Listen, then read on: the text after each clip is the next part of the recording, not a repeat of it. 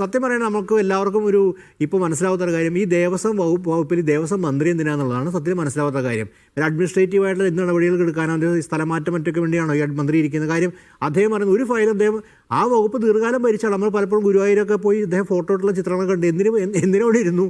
ഇപ്പോഴാ മന്ത്രി എന്തിനിരിക്കുന്നത്?